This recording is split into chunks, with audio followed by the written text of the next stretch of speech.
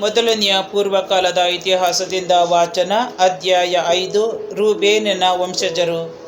ಯಾಕೋಬನ ಮಕ್ಕಳಲ್ಲಿ ಹಿರಿಯವನಾದ ರೂಬೇನನ ವಂಶಜರು ಇವರು.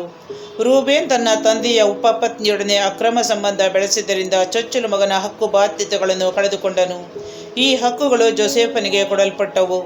ಯಹೂದನ ಕುಲ ಅತಿ ಬಲಶಾಲಿಯಾಗಿ ಎಲ್ಲ ಕುಲಗಳಿಗೆ ನಾಯಕನೊಬ್ಬನನ್ನು ಒದಗಿಸಿಕೊಟ್ಟಿತು. ಯಾಕೋಬನ ಮಕ್ಕಳಲ್ಲಿ ಹಿರಿಯವನಾದ ರೂಬೇನನಿಗೆ ಹಾನೋಕ್, ಫಲ್ಲು, ಹೆಚ್ರೋನ್, ಕರ್ಮಿ ಎಂಬ 4 ಜನ ಮಕ್ಕಳಿದ್ದರು.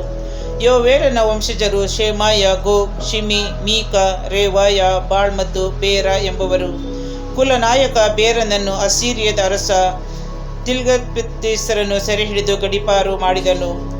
ಕುಟುಂಬ ದಾಖಲೆಗಳು ರೂಬೇನನ ಗೋತ್ರದಲ್ಲಿ ಪಟ್ಟಿ ಮಾಡಿದ ಕುಲನಾಯಕರ ಹೆಸರುಗಳು: ಯೆಗೀಯೇಲ್, ಜೆಕರ್ಯ, ಆಹಾಜನ ಮಗನು, ಶೇಮಾಯನ ಮೊಮ್ಮಗನು ಆದ ಬೆಳ. ಈ ಗೋತ್ರದವರು ಅರೋಯೇರದಲ್ಲಿಯೂ ಅಲ್ಲಿಂದ ನೆಬೋ ಹಾಗೂ ಬಾಳ್ಮೆಯೋನ್ ಸ್ಥಳಗಳಲ್ಲಿರುವ ಪ್ರದೇಶಗಳಲ್ಲಿ ವಾಸಿಸಿದರು. ಅವರಿಗೆ ಗಿಲ್ಯಾದಿನ ಪ್ರದೇಶದಲ್ಲಿ ಅನೇಕ ಕುರಿಮಂದೆಗಳು ಇದ್ದವು. ಆದುದರಿಂದ ಯೂಫ್ರೇಟಿಸ್ ನದಿಯವರೆಗೆ ಹಬ್ಬಿಕೊಂಡಿದ್ದ ಪರ್ವತದಲ್ಲಿನ ನಾಡಿನವರೆಗೆ ಎಲ್ಲ ಪ್ರದೇಶವನ್ನು ವಶಪಡಿಸಿಕೊಂಡಿದ್ದರು. ಅರಸ ಸೌಲನ ಕಾಲದಲ್ಲಿ ರೂಬೇನ್ ಗೋತ್ರಗಳವರು ಹಗ್ರೀಯರ ಮೇಲೆ ದಾಳಿ ಮಾಡಿ ಯುದ್ಧದಲ್ಲಿ ಅವರೆಲ್ಲರನ್ನು ಸಂಹರಿಸಿ ಗಿಲ್ಯಾದಿನ ಪೂರ್ವ ಭಾಗದ ಪ್ರದೇಶವನ್ನು ಆಕ್ರಮಿಸಿಕೊಂಡರು. ಗಾದನ ವಂಶಜರು.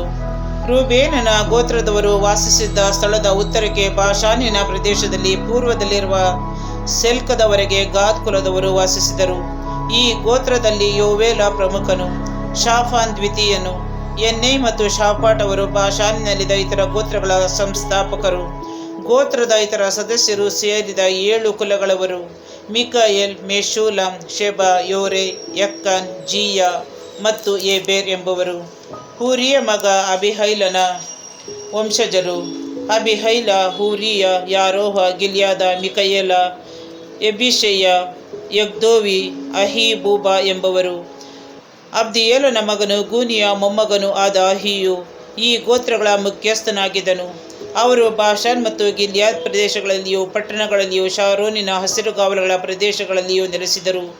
ಈ ದಾಖಲೆಗಳನ್ನು ಯಹೂದ್ಯ ಅರಸ ಯೋತಾಮನ ಹಾಗೂ ಇಸ್ರೇಲ್ ಅರಸ ಯಾರೊಬ್ಬಾಮನ ಆಳ್ವಿಕೆಯ ದಿನಗಳಲ್ಲಿ ಸಂಗ್ರಹಿಸಲಾಯಿತು. ಪೂರ್ವದಲ್ಲಿಯ ಗೋತ್ರಗಳ ಸೈನಿಕ ದಳಗಳು: ರೂಬೇನ್, ಗಾದ್ ಮತ್ತು ಪೂರ್ವದಲ್ಲಿಯ ಮನಸ್ಸೆ ಕುಲಗಳಲ್ಲಿ 44,760 ಮಂದಿ ಸೈನಿಕರು ಇದ್ದರು. ಅವರು ಗುರಾಣಿಗಳನ್ನು, ಖಡ್ಗಗಳನ್ನು, ಬಿಲ್ಲು ಬಾಣಗಳನ್ನು ಉಪಯೋಗಿಸುವುದರಲ್ಲಿ ಉತ್ತಮ ತರಬೇತಿ ಹೊಂದಿದ್ದರು.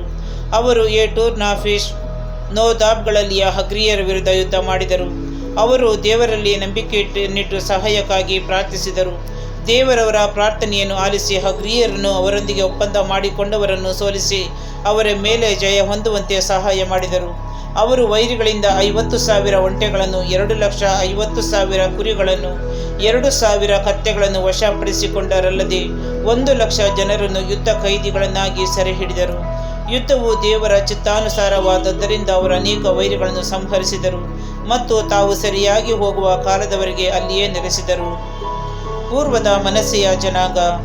ಪೂರ್ವದಲ್ಲಿಯ ಮನಸ್ಸೆ ಜನಾಂಗದವರು ಬಾಳ್ ಹೇರ್ಮೋನ್, ಸೇನಿ, ಹೇರ್ಮೋನ್ ಪರ್ವತವರೆಗಿರುವ ಬಾಷಾನಿನ ಪ್ರದೇಶಗಳಲ್ಲಿ ನೆಲೆಸಿದರು.